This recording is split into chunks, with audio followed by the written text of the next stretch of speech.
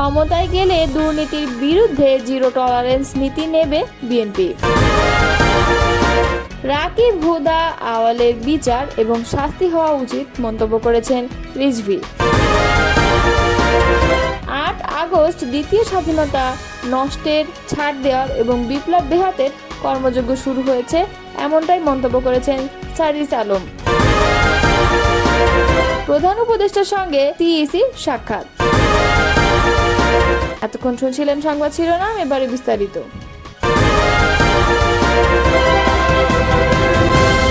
BNP ক্ষমতায় গেলে দুর্নীতির বিরুদ্ধে জিরো টলারেন্স নীতি নেওয়া হবে বলে জানিয়েছে দলটির যুগ্ম মহাসচিব শহীদুদ্দিন চৌধুরী অ্যানি। তিনি বলেন, দুর্নীতি দুঃশাসন আমাদের সমাজ ব্যবস্থাকে ধ্বংস করে দিয়েছে। স্বাধীনতার পর থেকে দেশের প্রশাসনের লাল ফিতার দৌরাত্ম্য দেখে আসছি কম বেশি। সমাজে কিছু ব্যক্তি অথবা রাজনীতির সঙ্গে জড়িত ব্যক্তিরা এই ধরনের কর্মকাণ্ডে জড়িত রয়েছে বিধায় দুর্নীতি বেড়েছে। কিন্তু গত 17 বছরে দুর্নীতি ছিল আকাশচুম্বী। হাজার হাজার কোটি টাকা পাচার হয়েছে। এটা যদি আমরা সবাই মিলে রোধ করতে না পারি, তাহলে আজকে বাংলাদেশ যে খাদের কিনারায় চলে গেছে, এখান থেকে উদ্ধার হতে হলে দুর্নীতি বন্ধ করতে হবে। বৃহস্পতিবার সেগুনবাগিচায় ঢাকা রিপোর্টার্স ইউনিটিতে মিট দ্য রিপোর্টার্স অনুষ্ঠানে সাংবাদিকদের প্রশ্নের জবাবে তিনি এসব কথা বলেন। অ্যানি বলেন, আমরা বিএনপির 31 দফায় উল্লেখ করেছি, দুর্নীতি বন্ধ করার জন্য কঠিন পদক্ষেপ নিতে হবে। দুর্নীতি দূর করতে দলের ভারপ্রাপ্ত চেয়ারম্যান তারেক রহমানের নেতৃত্বে আমরা এখন থেকে কাজ শুরু করেছি। এটা বিএনপির জন্য একটি কঠিন চ্যালেঞ্জ। এই কঠিন চ্যালেঞ্জ গ্রহণ করার জন্য আমরা প্রস্তুত আছি। শুধু প্রশাসনে নয়, তার বাইরে যাতে কেউ দুর্নীতি করতে না পারে এবং তার নিয়ন্ত্রণে সর্বোচ্চ কঠিন ভূমিকা নেবে বিএনপি। আগামী নির্বাচনে কারা বিএনপির মনোনয়নের জন্য উপযুক্ত হবেন এ প্রসঙ্গে জানতে চাইলে শহীদুদ্দিন অ্যানি বলেন, আমাদের দলের স্থায়ী কমিটি, ভারপ্রাপ্ত চেয়ারম্যান এবং চেয়ারপারসনের পরামর্শ নিয়ে দল পরিচালিত হচ্ছে।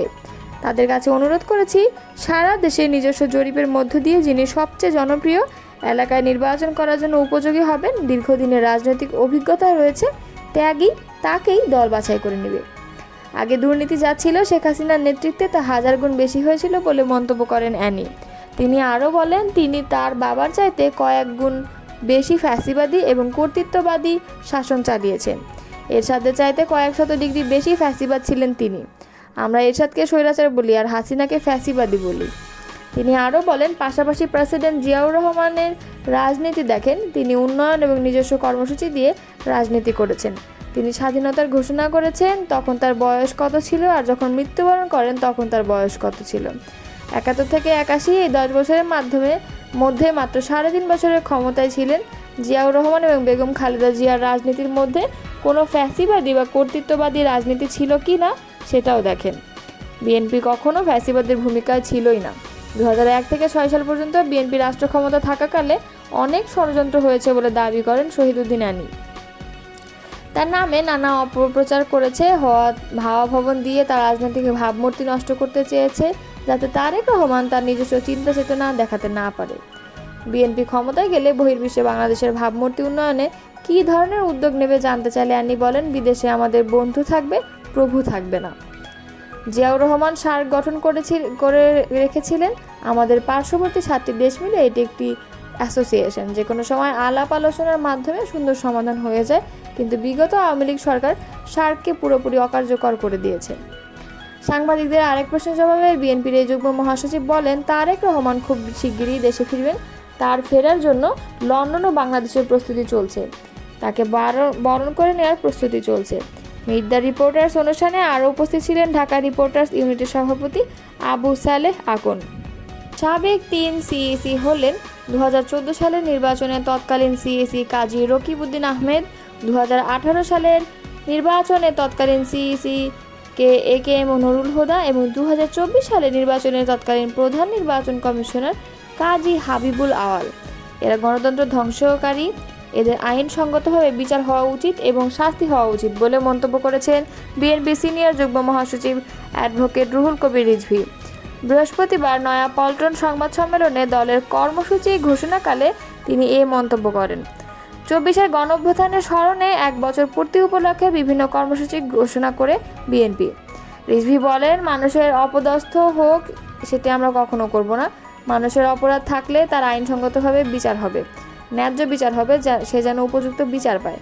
সাবেক সিইসি নুরুল হুদা, রকিব, হাবিবুল আওয়াল তারা দেশের গণতন্ত্র ধ্বংস করেছে, দেশের গণতান্ত্রিক প্রতিষ্ঠানগুলোকে ধ্বংস করেছে এবং তছনছ করে শেখ হাসিনার ক্ষমতাকে পার্মানেন্ট করার অপচেষ্টা চালিয়েছে। এজন্য শুধু আমরা ধিক্কার ও ঘৃণা জানাই না, এদের বিচার হতে হবে, অবশ্যই সেটা আইনসঙ্গতভাবে। শেখ হাসিনা যে পথ দেখিয়েছে আমরা সেই পথে যাব না, আমরা যাব গণতন্ত্রের পথে, আইনের পথে। এজন্যই তো আমাদের 16 বছরের আন্দোলন সংগ্রাম। আইন হাতে তুলে নেব না। কেন আমরা একজনকে ঢিল বা ডিম ছুঁড়ে মারবো, গলায় জুতার মালা পরাবো, সে অন্য দলের হোক? তার অপরাধের ন্যায্য বিচার হতে হবে। সাবেক 3 নির্বাচন কমিশনার গণতন্ত্র ধ্বংসকারী অবাধ সুষ্ঠু নির্বাচনকে তারা মাটি চাপা দিয়েছে। কাউকে লেলিয়ে দিয়ে বেআইনিভাবে রাস্তার মধ্যে যাকে তাকে আঘাত করতে হবে না, এটা আমরা করব না। তিনি বলেন, আমরা গেল 16 বছর কখনো খেতে পেরেছি, কখনো খেতে পারিনি, অধিকাংশ দিন ঘুমাতে পারিনি, রাতের পর রাত আমাদের এইভাবে জীবনযাপন করতে হয়েছে। গুম খুনের প্রতিবাদ করতে গিয়ে কতদিন রিমান্ডে ছিলাম তার হিসাবও নেই। সন্ত্রাসী, মাদক কারবারিদের সাথে আমাদেরকে কারাগারে রেখেছিল শেখ হাসিনার পুলিশ। তার পরিবারে ছিল একচ্ছত্র অধিপতি, তার ছেলেমেয়েরা ছিল রাজপুত্র কন্যার মতো এদেশকে চালিয়েছে। ইচ্ছামতো জনগণের টাকা লুটপাট করেছে, সেই টাকা পাচার করে তাদের উত্তর প্রজন্ম যাতে সুখে শান্তিতে থাকতে পারে সেই কাজ তারা করেছে। এজন্য দুবাইয়ে দেখা যাবে যত অট্টালিকা সব আওয়ামী লীগের নেতাদের, অথবা কানাডায় অথবা সিডনিতে। তিনি বলেন, শেখ হাসিনা বলতেন তার কোনো সম্পত্তি নেই, কিন্তু দেখা গেল পূর্বাচল সিটিতে তার নামে, তার মেয়ের নামে, তার ছেলের নামে, ভাগ্নির নামে এবং ভাগ্নির নামে 10 কাঠা করে প্লট। দুদকের তদন্তে বের হয়ে এসেছে শেখ হাসিনার কোথায় কোথায় সম্পদ আছে তা একেবারেই স্পষ্ট।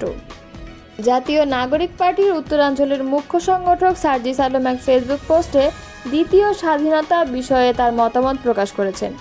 আজ নিজের ভেরিফাইড ফেসবুক অ্যাকাউন্টে দেওয়া এক স্ট্যাটাসে তিনি লেখেন, 8 আগস্ট দ্বিতীয় স্বাধীনতা শুরু হয়নি, দ্বিতীয় স্বাধীনতা নষ্টের, ছাড় দেওয়ার এবং বিপ্লব বেহাতের কর্মযজ্ঞ শুরু হয়েছে। এছাড়াও তিনি আরও উল্লেখ করেন, 5 আগস্ট জুলাই গণ অভ্যুত্থান দিবস এবং দ্বিতীয় স্বাধীনতা দিবস।